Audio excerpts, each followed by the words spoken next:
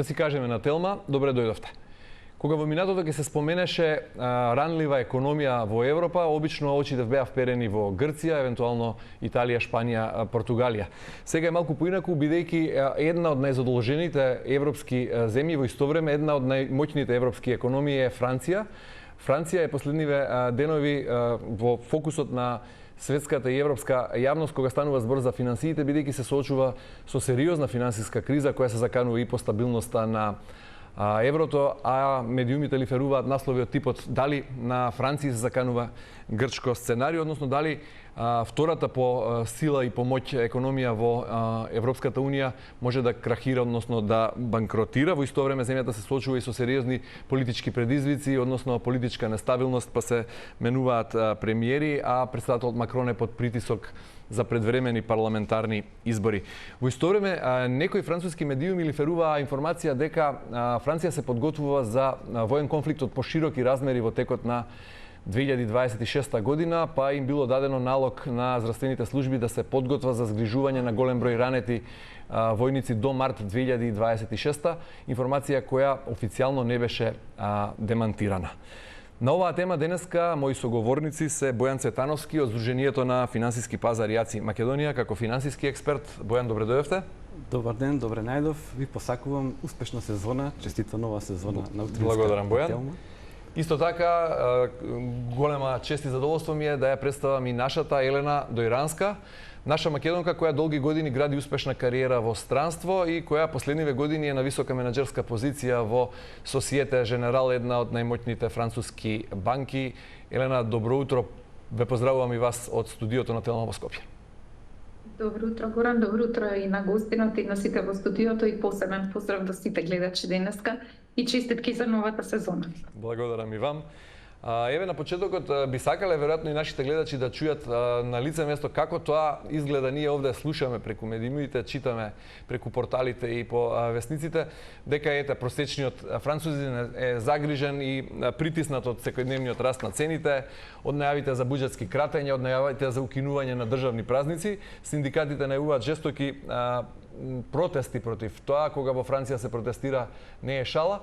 Меѓутоа како еве тоа изгледа вообичаено, како изгледа еден вообичаен работен ден на улиците во Париз, каде што сте вие?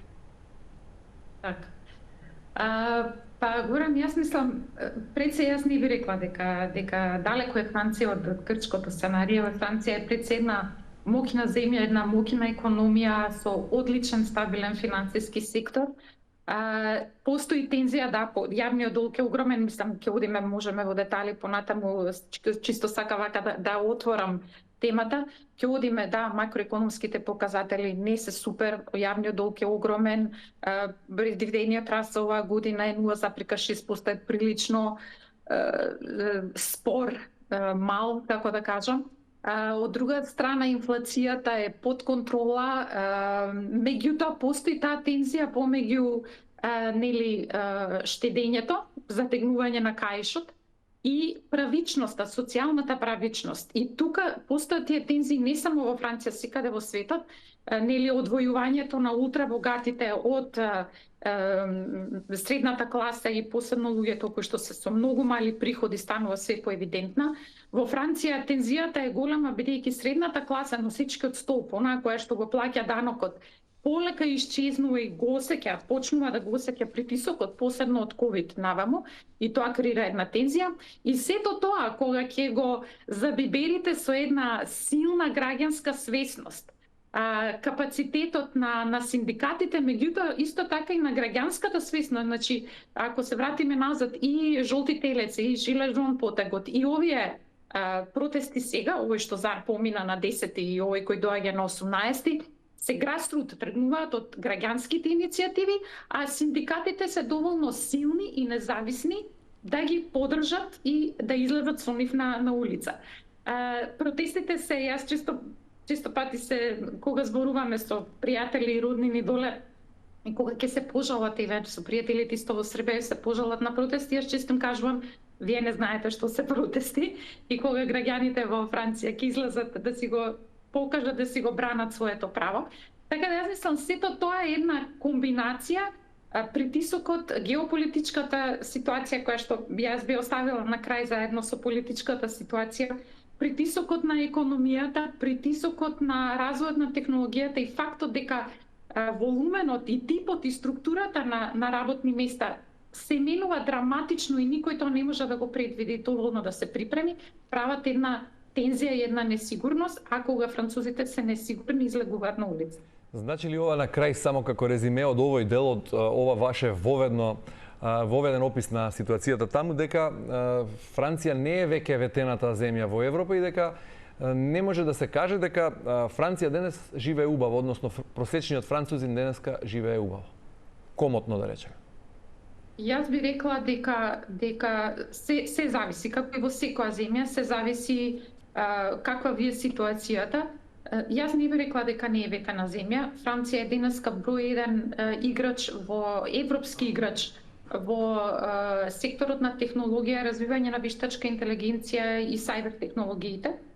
Париз е центарот на Европа со еден голем афинитет да ги превземе штафетата од Силикон Вели после непотребниот потек на Трамп, да ги затвори границите, да ги нападне универзитетите. Не заборавајте, сите европски универзитети, вклучувајќи ги француските, оваа година имаат една промоција и кампања на отворени врати и прибирање на талентите од светот со нудење на интересни програми за спонзорирање и стипендии. Не би рекла дека не е ветена земја. Јас мислам дека е ова резултат на изместување на секторите, да не забораваме битна работа, типот ако ги гледаме секторите индустријски, ние имаме една голема промена. Автомобилскиот сектор, кој што беше столбот, еден од столбовите, е во опаѓање. Можеме и во детали да зборуваме, губење на работни места, губење на supply chain-от е померен, електричните возила го добиваат една доминација во тој сектор. Преку 75.000 работни места би биле изгубени за некои десетина години, така е најавата до 2035. Мишлан веќе видовме дека оваа година затвори озбилни капацитети преку 1200 работни места. Меѓутоа на име на тоа, аеронавтиката, технологијата, сајбер технологијата се области кои што почнуваат да доминираат со озбилни компании како Dassault Aviation, Airbus, Dassault Systems, понатаму целиот оној сектор на обновлива енергија, со офшор ветропаркови, со развој на водородната енергија, земјоделието, да не заборавиме, Франција води во ЕУ, во земјоделие, производство. Така да не би рекла дека не е веќе ветена земја, сметам дека е ова изместување, адаптација и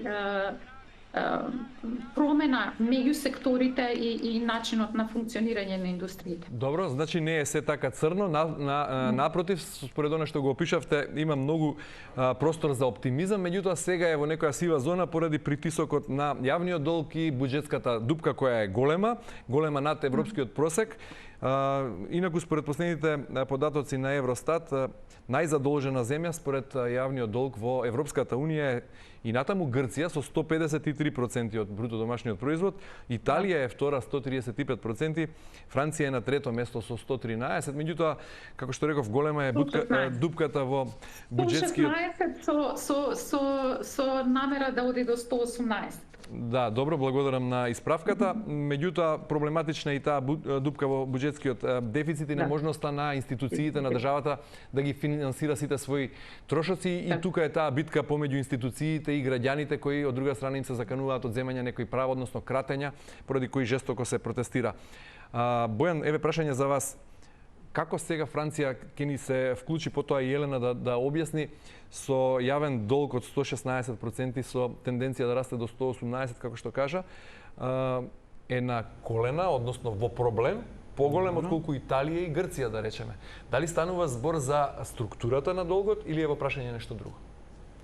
Па не, видите, ја мислам дека не е во поголем проблем од другите држави, меѓутоа сега се поставува прашање на финансирање на тој долг, бидејќи после ковид кризата, да кажеме самата еврозона, целата еврозона на некој начин не може да се опорави, бидејќи веднаш потоа дојде нели војната во Украина, економски не може да се опорави, односно не може да генерира стапки на раст на бруто домашниот производ поголем од 1%. Значи, тука бројките се, нели први имавме негативни стапки, сега бројките се од 0,5 до 1,2, меѓутоа во просек тука е некаде 1% е растот. И мислам дека сега доаѓа време за штедење кај Франција, кај француската влада, и тука е можеби главниот проблем, бидејќи нели кога треба да се штеди, треба да се замрзнат пензии, да се замрзнат плати во јавниот сектор и така натаму. И тука е, да кажам, проблемот. Инаку Франција како Франција има буџетски дефицит, значи таа во изминатите 50 години сите години ги има завршувано со буџетски дефицит и со зголемување на јавниот долг. Меѓутоа бил историски на ова ниво 5,8% од бруто домашниот производ, колку што видов? Вака долгот во однос на бруто домашниот производ сега колку што е 114% не бил никогаш.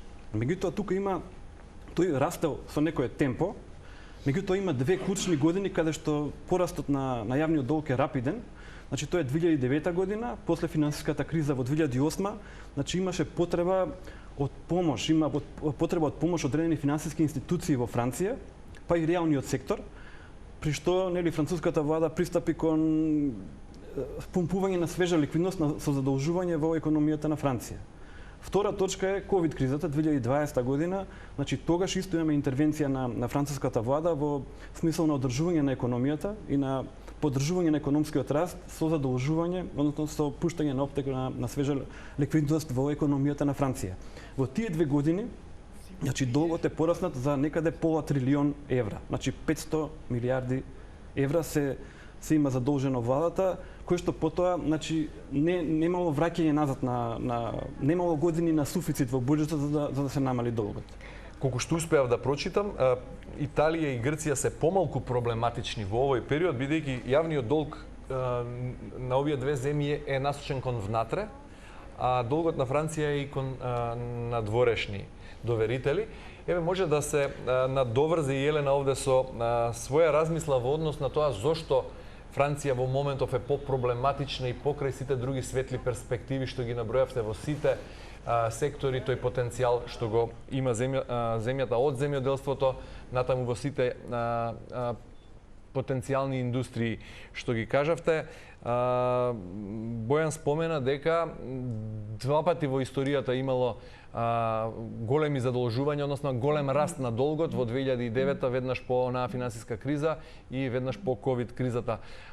Зошто сега е Франција токму во фокусот, а ние овде во емисијава дебатираме за Франција не затоа што немаме наши проблеми во Македонија, туку свесни сме дека знаеме што би значело евентуално продлабочување на финансиската криза во една од најмоćните земји во Европа и за Македонија со оглед на тоа што Европската унија е нашиот најголем трговски партнер. Да. Па видете, јас мислам дека сега станува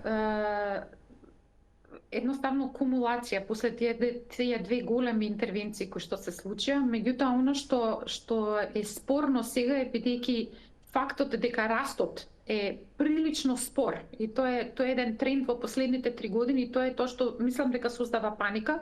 Од друга страна, Франција добро се познава себе си дека не е баш силна и моќна во контролирање на своите внатрешни трошоци, пред се на својата администрација и на трошковите на социјалните бенефити. Затоа и мерките кои што ги предлага, затоа нели четврта влада падна, на име на предлагање на мерките на затегнување на буџетски кратења од преку 44 милиарди евра и овие непопуларни мерки како што се реформата на пензионскиот фонд кој што иако е непопуларен, факт е дека е неопходен. Франција е земја со најниска стапка на заминување во пензија, така да е евидентно дека нешто мора да се направи и овие јас би рекла повеќе популистички мерки како кратење на денот, одзимање на великденскиот понеделник, денот на победата, кои што реално никаде не се слават во Европа. Колку што разбравме ние овде во Македонија, ретерираше француската влада од најавата дека државните празници ќе ги укинува, па ќе ги прогласува за работни денови. Мислам дека тоа е... Видете, Бајерум пред да падне, тие стоја на списокот. Значи беа 44 милиарди, двата празника, реформа на пензиите, дека нема да има нови даноци за богатите пензионери, тоа е една друга. И оној фамозен нов предлог на економистот Дзукман и неговата група професори кои што дадоа предлог да се воведе 2% годишен данок за ултрабогатите. Значи тоа се домаќинства со нето богатство над 100 милиони евра, таргетирајќи ги нивните холдинг структури и не само за оданочување на тие холдинг структури, меѓутоа да се направи тие структури малку потранспарентни и да тие имаат комплексни структури, често пати се можеби изместени делимично тие структури во даночните раеви и така натаму и така натаму. Тоа сето е потргна дебатата. Јас мислам дека протестите се највеќе како да кажам стимулирани од пензиската реформа. Тоа се случи во првиот квартал на почетокот на годината и мислам дека и новиот премиер дека и Себастијан Лекорну нема да успее да се избори од сето тоа. Левицата која што е голем блок во парламентот ќе го блокира сето тоа, а од друга страна овој данок на Дзукман кој може да донесе свежи 20 милиарди евра, малте не половина од кратењето да го покрие, ќе биде блокирано, иако генерално во парламентот, во долниот дом се договорија левицата и центарот на Макрон, десницата беше против, меѓутоа беше мајнорити во сето тоа, меѓутоа ќе паднеше во горниот дом во Сенатот, каде што доминираат конзервативците. Добро. И тука е таа тензија. Јас мислам дека таа тензија ќе продолжи и не гледам како ќе се реши, искрено речено. Да, еве од аспект на финансиски аналитичар Бојан, голем е предизвикот пред новиот француски премиер Себастијан Лекорну, кој кога по теорија се решава проблем со толку голем јавен долг, а од друга страна имаме силни синдикати кои, како што вели Елена, кога протестираат не е шала, кога притисокот на јавноста освестена граѓанска со силна граѓанска свест нема да помине се како што замислиле во теоријата, кое е најдоброто решение за Франција за излез или стабилизација од финансиската криза? Видете, во тековната ситуација сега, како што е, да кажам, и констелацијата и на безбедносен план, мислам, единствен излез, по моје мислење, е штедењето. Тоа мора да се спроведе. Така мислам. Врз грбот на пензионерите, каде што е насочена или? Моментално мислам дека Франција е можеби малку во поделикатна ситуација, бидејќи во еврозоната практично она е мотор на еврозоната заедно со Германија. И они практично и Франција и Германија помагаа на другите држави, нели кога беа во да кажам ситуација на преголема задолженост и кога не можеа да ги отплаќаат долговите, нели тоа беше после финансиската криза одреден период. Сега на Франција кој ќе ја помогне? Значи мора она да изнајде решение. И мислам дека тука има уште еден фактор кој што исто, да кажам, доста релевантен, а тоа е падот на економската конкурентност на еврозоната, меѓународната економска конкурентност. Значи, јас вака ги делам на три блока: Соединетите американски држави, еврозоната и Кина. Да. И мислам дека во овие години, 10 години наназад, и по прашањето на продуктивноста и економскиот раст, мислам дека еврозоната заостанува. И зад САД и зад Кина. И за САД и зад Кина. Ако направиме една споредба на бруто општествен производ пер капита по жител. Значи на Кина е 17.000 евра, на Франција е 43.000 евра. Меѓутоа, Франција е задолжена по жител 49.000 евра, а Кина е задолжена по жител 1.700 евра. Значи, кога ќе видиме ние нето, значи во Франција по жител имаме поголемо задолжување од приход. Тоа неминуелно води до пад на стандардот. Значи, одлично. Да. Доволно како еве ново прашање за Елена. Елена, кој ќе ја помогне на Франција, како што вели Бојан, еве кога Грција и други земји членки на Европската унија има проблеми со долговите, помагаше Франција. Кој да ја помогне сега на Франција во ситуација кога еве по глава на жител е многу позадолжена од Кина една на пример, или кога како што рече на крајот, стандардот опаѓа и се чувствува тоа по квалитетот на живот. Јас затоа ве прашав на почетокот, дали вие, например, како банкар, кога се движите по улиците, кога излегувате по кафулињата, рестораните, дали низ во обичаен ден, низ една обична прошетка по Париз може да се забележи таа економска нервоза, тој економски притисок, или тоа не е видливо се уште со голо око туку само поред економските параметри? Кој ќе ги помогне на Франција? Прво морам да кажам дека комплетно се согласувам со Бојан. Значи, никој нема да ни помогне и за жал непопуларните мерки на штедење тука не се само пензионерите, тука е и една реформа на социјалните бенефиции кои што се можеби вон контрола, големината на администрацијата и јас сум исто така озбилно за воведување на овој данок непопуларен на Дзукман, кој што мислам дека е доста реален. За богатите зборувате данок, за ултрабогатите? За ултрабогатите, да. Добро. Данокот на Дзукман. Дали се осеќа тоа по улиците? Парис пред се не е репер за да се осети тоа по улиците, меѓутоа меѓу нас, меѓу колегите, ние тоа го осеќаме, меѓу колегите, пријателите со кого сум во континуирана комуникација. Јас мислам дека ова највеќе се осеќа вон Париз, во помалите градови, во средината, во центарот на Франција, каде што е можеби тешките индустрии се во изумирање, металургии, хемии, сето тоа е во изумирање. Каде што можеби туризмот не ги вади толку колку што е тоа присутно например во Бретања, Нормандија, Париз, Азурната обала, така да се оставени малку сами на себе да речеме. Меѓутоа се осеќа. Јас имам пријатели кои што, не знам, имам пријателка која што живее во Страсбург, купуваат, одат во супермаркет преку граница во Германија. Сега пријателка моја овде од Париз беше во Германија и беше забезекната, дојде со информација дека за 30-40% се пониски цените во малопродажба. Основни производи, прехранбени, хемија за куќа и така натаму. Генерално луѓето се оптеретени со цената на енергетика. Да, владата направи една мерка за спуштање на цената на струјата за 14%, меѓутоа кумулативно изминатите 3 години струјата и газот одека се користи, јас дома имам исто грејење и топла вода ми е на газ. Е енормно пораснато. Така да се осеќа, апсолутно се осеќа. Сметам дека сите граѓани треба да се свесни дека мора да се затегне каишот и дека нема кој да ја помогне на Франција. А она што плюс ја турна Франција и ја направи паранојата поголема е исто зголемувањето на буџетот за одбрана од 3 на 5%. Тоа е енормен импакт.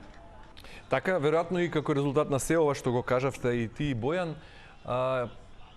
води до податокот кој го прочитав утрово подготвувајќи се за емисијата, а тоа е дека председателот Макрон се соочува со историски најнизок рейтинг од како е на власт во 2017 година, под 7% поддршка ужива кај французите. Веројатно е резултат на се во ова што го чувствуваат обичните французи, иако, како што рековте вие, Елена, има таму потенцијал и Париз станува центар на Европската Унија, кога станува збор или мотор на тие нови технологии, нови индустрии, па е и на прагот да ја преземе водечката улога и од силициумската долина во САД. Пред да прашам како финансиската криза во Франција би се одразила во еврозоната, односно какви би били импликациите ако Франција, Макрон со овој низок рейтинг и новиот премиер не успеат да се справат, какви би биле последиците врз Европската Унија, првоземните членки, а потоа и врз стабилноста на еврото, можни ли се поголеми турбуленции? Па видите сега, економската ситуација е компликувана во еврозоната. Тука сакам да кажам има дополнителни два фактори. Едниот фактор е што е направен договор со САД за царини од 15%. Треба да имаме предвид дека најголем трговски партнер извозен партнер на Европската Унија, на еврозоната е се САД. Значи над 500 милиарди евра годишно еврозоната извезува во САД. Сега имаме царини нови царини од 15%, плюс тоа еврото зајакна во однос на доларот 13% од почетокот на годината. Значи тоа се 27% поскапување на европските стоки во САД. Што мислам дека за нив ќе биде проблем, бидејќи тука имаат они избори или да ги намалат своите профитни маргини или да се соочат со намалена продажба. Значи тука влегува и Франција во таа група на погодени земји од овие мерки. И втората работа е што кинеските производи се поконкурентни. Значи кинеските производи сега ја напаѓаат Европа на некој начин со пониски цени. Тука автомобилската индустрија е актуелна, а знаеме дека Франција исто има автомобилска индустрија силна. Значи, доаѓаат кинеските автомобили со драстично пониски цени и на некој начин и извозот кон Кина автоматски се блокира во тој поглед на еврозоната, што значи дека економскиот раст, јас мислам дека ќе има предизвици за негово акцелерирање или подигнување. Мислам дека сега ќе Европската централна банка веќе ги намали каматните стапки, застана нели на 2% и инфлацијата е околу 2%, стабилна инфлацијата. Значи не очекувате ниту зголемување на каматните стапки од страна на Европската централна банка? Не очекувам. Јас мислам дека ова малку ќе потрае оваа ситуација. Мислам дека Франција по долгорочна нестабилност. Ниту продлабочување на кризата, ниту санирање. Не е нестабилност, нели тука дополнителен фактор сега е да го спомнеме и безбедносниот фактор. Мислам, нели имаме ние сега и нови ситуации со заутани дронови во Полска, руски дронови и така натаму. Значи тука тоа не е случајно ништо, мислам имаме и безбедност и безбедносен контекст. Меѓутоа јас мислам дека од економски аспект мислам дека економскиот раст нема толку лесно да биде подигнат во еврозоната и дека мислам дека следната година 2026 дури ќе имаме и појава на дефлација, односно инфлацијата ќе падне под 2% и мислам дека Европската централна банка тука ќе проба со монетарен стимул да ја подигне економската. Да ги намали уште каматите? Да ги намали каматните стапки. Тоа е добро. мислење. Ајде за ова последниот аспект што го спомена Бојана, тоа е политичкиот и безбедносниот. Елена, прочитавме во Македонија, мислам дека Јутарњи лист или некој од медиумите од регионот пренесе вест на француски медиум. Францускиот медиум, само да го најдам како се викаше. Le Canard enchaîné. Le Canard enchaîné. Така. Патката која што е Тоа е сатиричен вестник, ако не се лажам. Да. Објави информација дека да кажам како е тој вестник. Добро, дека само да ја кажам информацијата за гледачите кои можеби не се во тек. Вие споменавте дека буџетот за одбрана е зголемен од 3 на 5% од бруто домашниот производ, што е еден сигнал дека Франција се подготвува за сериозни безбедносни ризици, односно си ја зајакнува својата инвестира во безбедноста. Потоа овој вестник што го споменавте, а беше пренесен и во Македонија, е дека Макрон дал налог до сите здравствени установи во Франција да се подготват за воен конфликт од пошироки размери, да може да згрижуваат ранети војници и лјадници до март 2026. Тоа е информација што вака е доволно алармантна и самата по себе, особено што јас не видов дали е потврдена, дали е демантирана, дали вие во Франција имате повеќе информации за тоа. Да, и мене ме затегна како што знаеш вчера, како што дискутиравме. Значи, прво приказната е вистина. Тоа е вистина дека е пресретната комуникација, писмо до Министерството за здравство, во кое што се бара болниците се подготват за голем воен ангажман до март 2026 и планот вклучува мобилизација на цивилни болници за третман на ранети војници француски или странски, создавање медицински центри во близина на пристаништа, железнички станици и аеродромски терминали, подготовка за 100 до 500.000 борци во транзит во текот на неколку месеци и реквизиција на здравствени работници, проширување на психолошки и вакцинацијски услуги. И министерката Катрин Ватрин не го негираше постоењето на писмото, и меѓутоа исто изјави како едно смирување на веста дека станува збор за рутинска подготовка за кризни ситуации, слична како што било планирањето за времето на COVID. Во однос на исто едно тврдење кое што се појави во некој медиум, мислам една австралиска телевизија принесе дека секој домаќинство ќе добие како флаер, како не знам некаква препорака што да прави во случај на нуклеарна војна, какви намирници да чува дома. Тоа не е потврдено и таква вест не постои. Сега малку за Le Canard enchaîné. Le Canard enchaîné е еден потполно независен вестник. Значи вестник кој што е во приватна собственост на своите вработени од околу 30-тина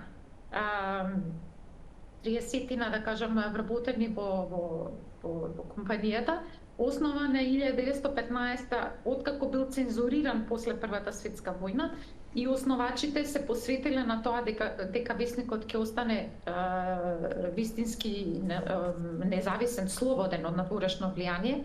Тој се бави со еден сатиричен стил на известување, меѓутоа исто така работи и истражувачко новинарство и да кажеме, има посебен стил на пишување кој внесува хумор, сатира, меѓутоа и факти и озбилни истражувања позади тоа.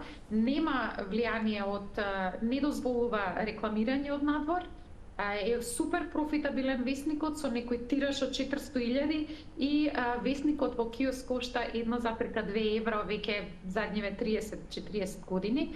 Така да е потполно независен весник. Тоа е тој кој што го пријави, го рапортираше прво писмото. Од големите медиуми овдека го пренесоа известувањето Le Figaro. Фигаро е десничарски весник и The Independent и уште еден профил, помал портал. Така да веста е потврдена, меѓутоа што тоа значи да оставиме да покаже времето. Добро, еве да, прашање и за крај, бидејќи многу интересна дискусијата, меѓутоа до 11 мора да завршиме. Значи имаме уште 8 минути од емисијата. Кому одговара војна од пошироки размери со оглед прво на нискиот рейтинг на актуелниот претседател Макрон, фактот дека во 2027 му завршува мандатот, а веќе е под притисок за поддржување на предвремени избори. Исто така познат факт е дека мнозинството французи се изјаснувале во анкетите дека се против војна со Русија. Така што прашањето би било зошто Франција, која патем има и финансиски проблеми од сериозни размери, би се подготвувала, односно би се силела за војна за директен конфликт со Русија, ако има безброј други проблеми. Кому тоа одговара? Ете, сега не може да зборуваме нели дека веднаш ќе има војна и така натаму од широки размери. Ја би се осврнал само оно што го гледам на валутните берзи, нели на инвестициите меѓународни. Гледам дека во последниве месец дена имаме затворање, инвеститорите ги затвораат оние што се најризични, да кажам, и харти, и кај валутите исто гледаме златото дека расте, одново има нов бран на пораст на златото. Меѓутоа тоа не значи дека нели сега ќе избие војна. Меѓутоа факт е дека инвеститорите ги намалуваат ризичните пласмани. Така е. Тој прв степен на оние најризични што се инвестиции, тоа што го гледам јас на диаграмите па и кај валутите, што се гледам дека одново можно е американскиот долар да стане актуелен, он паѓаше цела година. И ова е веројатно последица на ваквите вести што се објавуваат и што не се демантираат, односно се потврдуваат без поголеми објаснувања. Кај криптовалутите исто имаме застој, нели во растот, дури имаме и одреден пат. Така да оној прв бран на оној што е оние што се најризичен слој на инвестиции, кој што е тоа што јас го гледам, што можам да го прочитам на диаграмите што се меѓународни, гледам дека се инвеститорите ги затвораат тие инвестиции. Значи се оди кон некоја ризика верзија одново, значи се оди кон побезбедни активи. Еве Елена размисла на банкар од Македонија во однос на причините и поводите за војна. Како вие банкарите во Франција гледате на тоа? Зошто Франција би се подготвувала за војна ако си има доволно своји финансиски проблеми, низок рейтинг на претседателот, политичка нестабилност и се друго? Јас мислам дека тие две работи не се тесно поврзани. Јас исто така се сложувам со Бојан. Тоа не значи објавата на ова објава која што коментиравме не значи дека е тоа потврда дека ќе има војна. Јас мислам дека земите во Европска унија и земите членки на НАТО се подготвуваат и реално постои тој ризик да оваа прокси војна во Украина се развлече низ регионот. Јас мислам дека е нормално една земја како Франција да се припрема и да биде подготвена за таков случај. Исто не мислам дека тоа значи дека ќе има војна директна, се надевам не. Меѓутоа, она што сакам да кажам е дека не мислам дека тоа има никаква врска со непопуларноста на Макрон. Макрон и понатаму ќе остане непопуларен. Прашањето е дали владата за мене на Себастијан Лекорну ќе преживе, дали тоа ќе значат превремени избори за Макрон, бидејќи мерките нема да пројдат. И за мене, кога зборуваме само за Франција, тоа е приоритетот, тоа е основниот приоритет.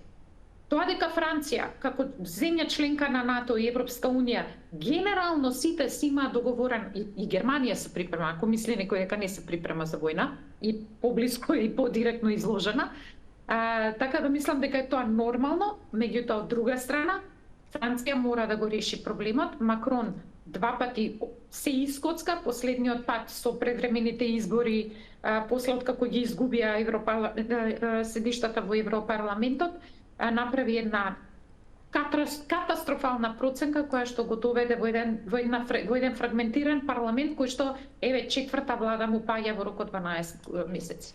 За крај само многу кусове молам, во што штедат, односно инвестираат младите французи? Кои се советите на инвестицијските советници тамо, кои се новите трендови на штедење и инвестирање кога станува збор за младата популација, онаа популација која доаѓа со сиот свој потенцијал, со оглед на тоа што живееме во исклучително нестабилно време кога е многу тешко да се предвиди било што? Па оние млади кои што можат да си дозволат да инвестираат, јас мислам дека пазарот на криптовалути и ETF-ови е доста развијан и отворен.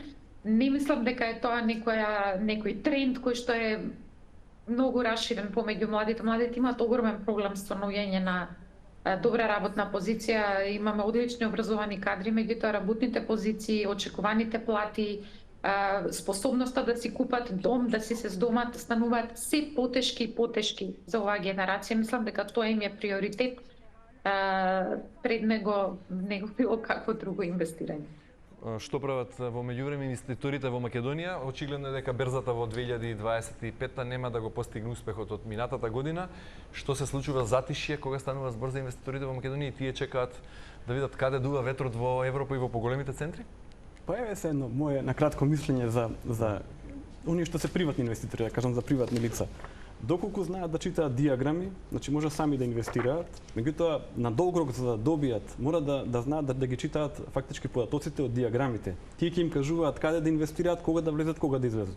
Доколку не се, да кажеме, вични со тоа, со таа вештина, може во фондови да инвестираат во одредени индекси и да си купат злато е најсигурно во вакви времиња. Веројатно да.